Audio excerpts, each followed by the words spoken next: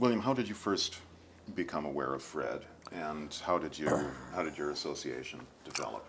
Well, I guess I was aware of Fred through like many people through the record "Song For" by Joseph Jarman, and there was a composition on there called "Little Fox Run" Right. by Fred Anderson, which was a very, very, very hip composition. Mm-hmm. And we in New York were sort of, myself and Billy Bang and others, we were into the AACM. You know, we were here and we were always waiting for the next record to come out. And because it was quite different music than the music we were doing in New York. Right. It incorporated space. I mean, that was one of the major innovations about the AACM, the use of space, in the sense that you would use silence was incorporated in the music. Where here in New York, we were into energy music, where there was space and silence, but it was a different kind of space and silence. You know? And so we were waiting for the next release on Delmark. So that was my first introduction to Fred. And then I was aware of Fred, but didn't really follow his career. I think there was a record on the Merce record, Moors Festival. Right. The Missing Link, is that the Missing Link, or is that? That was the Moores Music one was live in. It's just called Live in whatever city that was, I think. Okay. No, Another Time, Another Place. That was the title. Okay, so I remember that came out. But I didn't actually own it. I just saw that record. And I really didn't, I began to read about Fred, that he was putting out records, or they were re-releasing records of his that were made in the 70s or 80s that had not come out. And I guess around 1994, when I began playing with Hamid Drake, I eventually got to play with Fred, and that was in a quartet with Kid Jordan, who had known Fred, and they were like,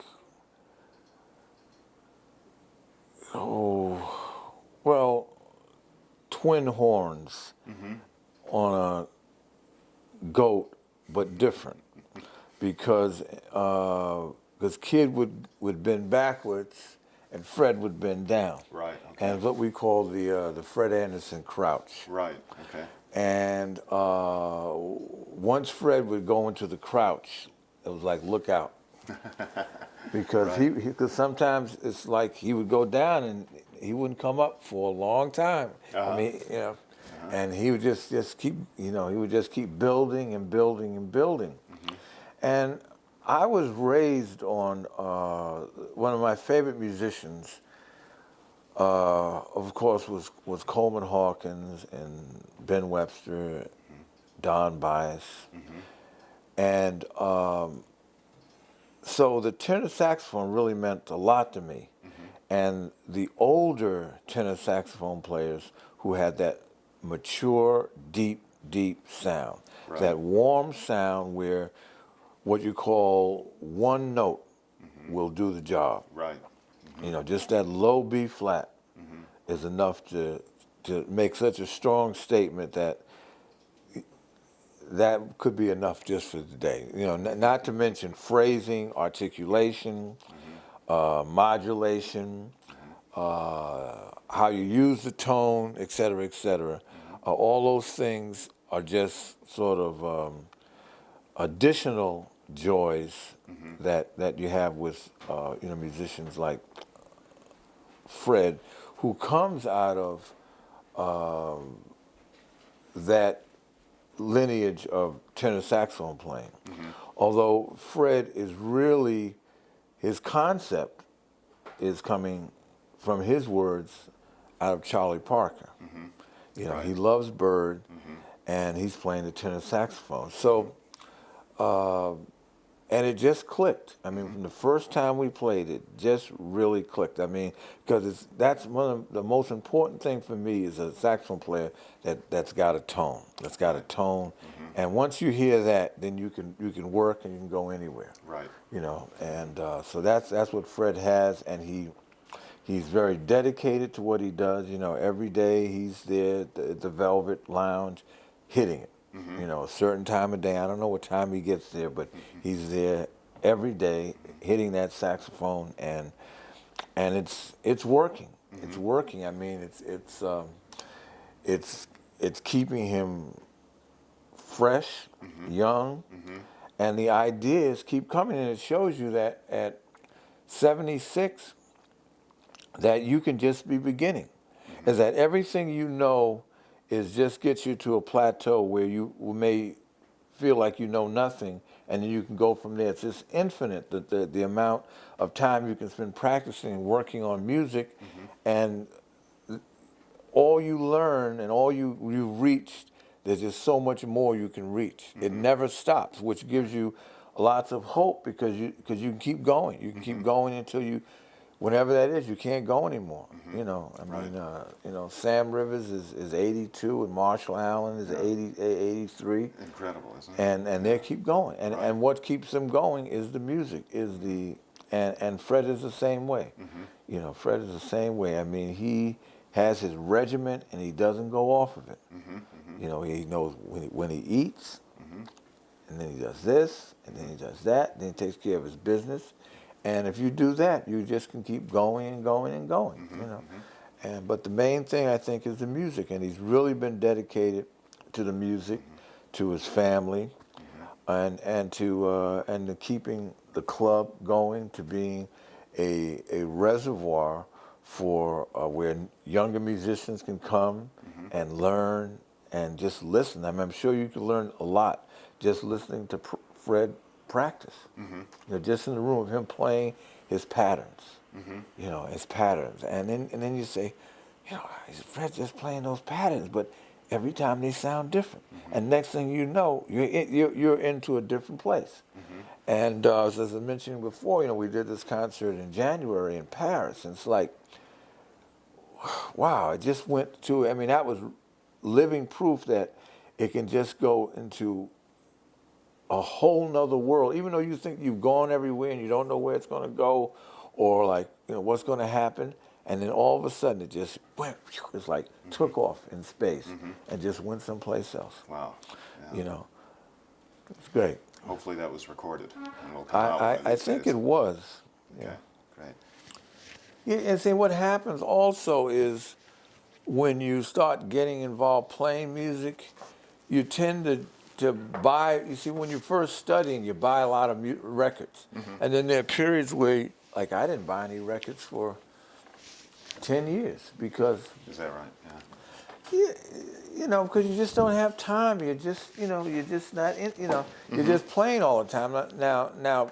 Now, within the year, I'll buy records and maybe 3-4 times a year, I'll buy like 10 CDs of stuff I didn't have or that I have on LP that I didn't have on CD. And then I'll buy some stuff like I never owned this record. I never owned that record. So I try to catch up and buy it. But when you're first starting, you buy a lot. And then after that period, you don't. But then there are also people that just buy records all the time. I mean, they're collectors and they have everything. I'm not like that. So Yeah. I'm sure I missed a lot of things I have to get still. What do you think makes Fred Anderson such a significant voice in the music? Well, in a age where people are transcribing solos and are put out as the next thing, great thing on tenor saxophone in the magazines, and who really, from my point of view, a lot of them, you listen, they're okay, but it doesn't. They don't have that deep thing that where you can hear like the blues, you can hear the old, you can hear the new, you can hear the whole history of music. in one phrase. Right. And I think that what makes Fred great is that you hear that in his sound, the same way you heard it in Gene Ammons Right. and those kind of players, because who grew up not just playing in a microphone, but they had a sound without a microphone. You put a mic on now because you're playing in a big hall, but they had a sound, but Fred had a sound and has a sound without a microphone that projects. And in that sound is a story. You can hear the jubilation, you can hear the pain sometimes, you can hear everything that he went through in his life. If you listen carefully, you can hear in those sounds. You can hear all the stories in his life in that sound and the way what he's doing. It's like he's not trying to rehash what's already been done.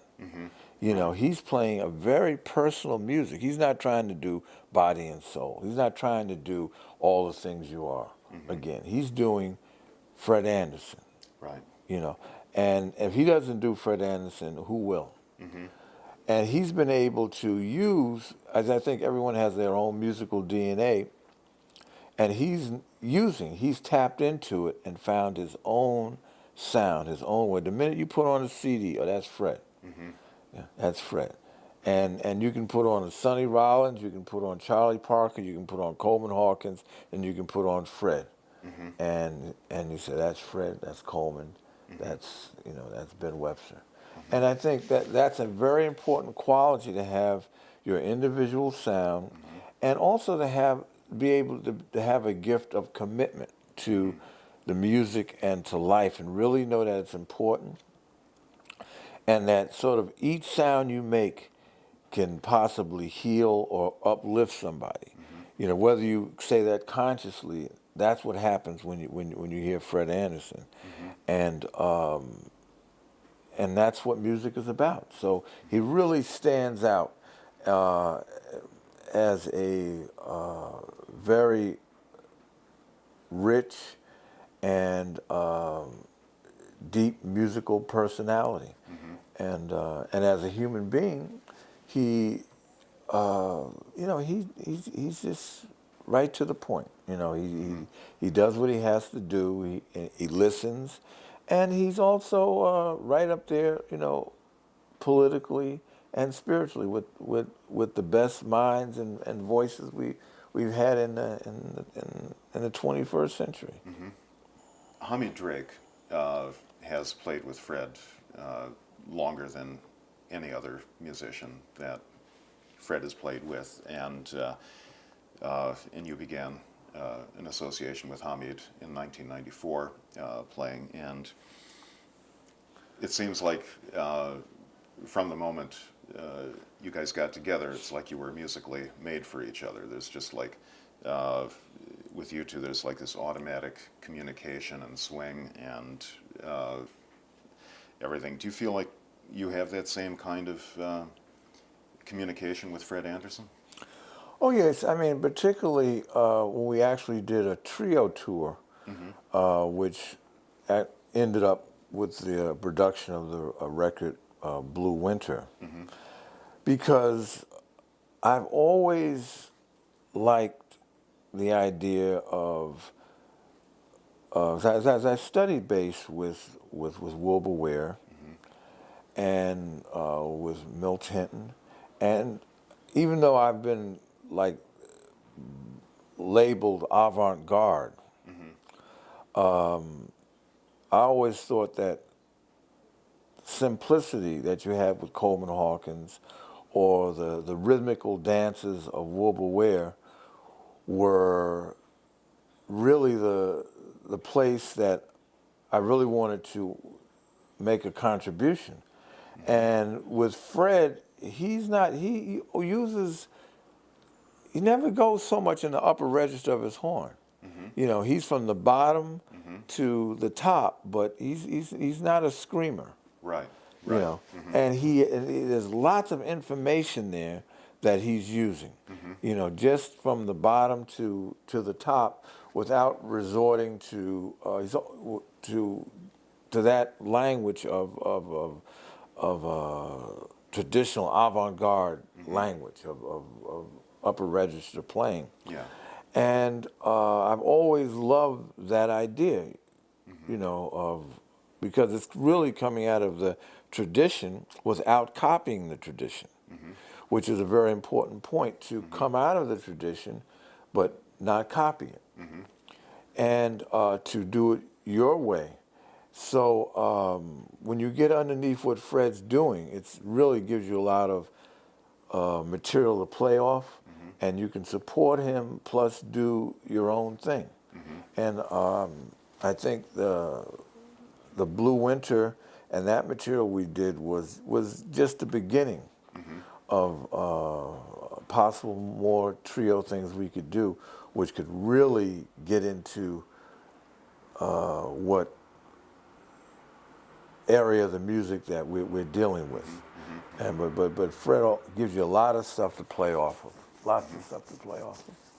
I remember an interview you did during the time you were playing with Cecil Taylor, and you were asked about your approach to the bass, and you replied that it was, with Cecil's playing at least, a very coloristic type of approach, and that you thought of, you know, the notes that you played as like musical colors that you were interjecting into the spectrum of the music, so to speak. And just wondering, you know, how do you view your approach to playing with Fred Anderson? Do you take a different approach? Do you have another concept in mind? Well, with Fred, I try to, and playing with Hamid also, to connect rhythmic and melodic phrases together. You know, so to have the element of time, but also have the element of rhythmic and melodic dance underneath the time. Okay, so that the time, once it starts, it's there. We can get away from that, and it'll sort of keep itself. But within that time, you have, or within the melody, you have time, and within the rhythmic dance, you have time. So my concept is to come out with this idea of phrasing, because there was a bass player, Paul Chambers, who, and all those bass players, Paul Chambers, Doug Watkins, you know, Sam Jones, George DeVivier. What I liked about them is they could connect phrases all day long. Just connect phrase after phrase after phrase. You know, Sonny Rollins could do it, Milt Jackson can do it, Art Farmer could do it. So when I was studying the bass, I tried to do it, and I said, I can't do it. I mean, and that's your first lesson, is that the reason you can't do it, play like Paul Chambers, is because you're not Paul Chambers. Is only Paul Chambers can play like Paul Chambers. You've got to find a way to connect or disconnect, whatever you want to do, your way. And so, and that's what I was trying to set out to do all these years. But now meeting Fred, it's like you have this idea on the shelf. So now you meet Hamid and Fred, and you say, well, now I can pull this stuff off the shelf and put it into my, you know, my playing. And the idea was that is to use this concept of connecting phrases, particularly with rhythmic phrases when I was playing with Billy Higgins and now Hamid, of just having a dance back and forth. And it's very easy to do. And that's the connecting phrases. And that's what I try to do with Fred. But you also can pick up the bow. You also can go anywhere. And that's where the idea of free music is, as you're free to go anywhere in the music. You're free to go into the blues, you can go into a little rock, you can go into some roll, you can go into folk, you can go into very moderns, you can go into space, and you can come back. You can go into jazz, and that's what we mean by free music, is that you're free to use anything in the whole circle of music, is that you fear nothing, in the sense that whatever you want to go, you can go, and without worrying about getting locked into a style, because it just doesn't lock into a style. It just becomes like sometimes within 1 minute or 5 minutes, we've changed the rhythm. I don't know, like 20, 25 times. You know, where every 2 minutes we're changing the rhythm, or playing a variation off of the rhythm without getting lost. So that becomes the style. That becomes the because there's so many options. See, while Fred is playing slow, I can play fast. When he's playing fast, I can play slow. When Hamid's playing 6, I can play 5, or I can play 7. You know, and the same, and it just goes around. So the options are just like, you have so many options. It's just a matter of, the beauty is to pick the right thing to play at the particular moment that it's supposed to be played. Okay. And when you're playing with great musicians and everything works right, then you're able to do that more consistently every time you play. I mean, that's your goal, is to play the right thing more than not.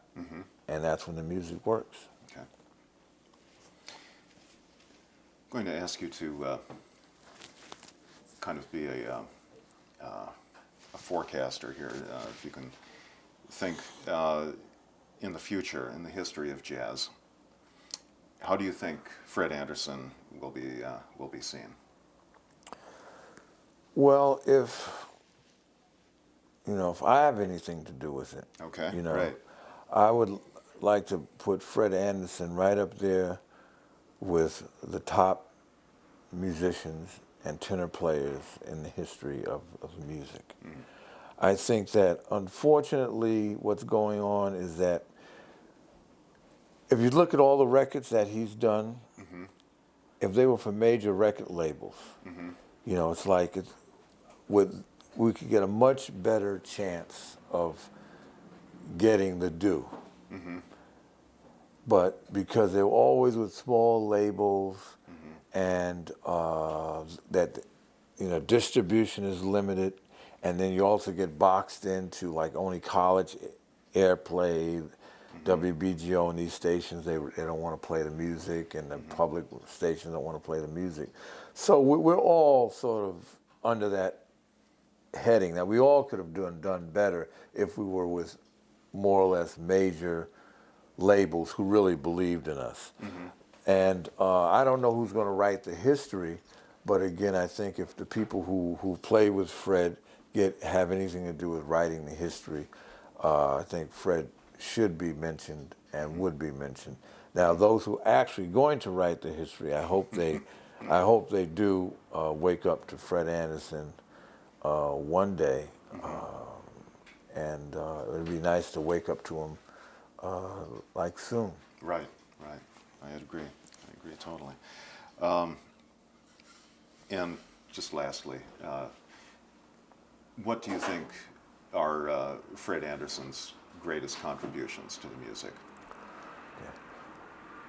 Well, Fred has been able to extend the tradition, again, creating his own language and showing other musicians that they can create their own language also, by taking what has been done and adding to it, subtracting to it, putting their own slant to it, that it's possible that you don't have to sound like Miles Davis. You can find your own sound, and it's very close to you. It's just a matter of developing it and not losing the simple things about what you do. See, because Fred's playing is very simple in a way, and that the simple things can be the most deep and have the most depth behind them, because again, they tell stories. They give us great information, inspirational information, where to go and how far we can go. And so Fred has made that contribution. He's made a contribution as a club owner, you know, keeping the Velvet Lounge going, promoting young musicians, giving them an opportunity to play. I mean, that's social work, that's counseling, that's a lot of things involved in that. By staying steadfast with the music, setting a good example. You know, Fred isn't like drinking and smoking and carousing every day. No, when those young guys see Fred at, you know, at 4 o'clock every day, he gets to the Velvet, and they see Fred practicing. They say, "Wow, I can do that too." You know, so he's really setting a good example for musicians, and also setting an example for musicians my age that if you keep doing what Fred does, you can get some longevity. Because I think that's the key to whatever success there is, longevity. Because unfortunately, in our society, you can't really get success, whatever that may be. They tend to like you when you're dead rather than when you're alive. And yeah, I mean, as soon as you die, they do a show on you. They play respective of your music, and but when you're alive, you know, you just have to do these things while musicians are alive. Exactly. Yeah. Exactly. Okay. Thank you, William.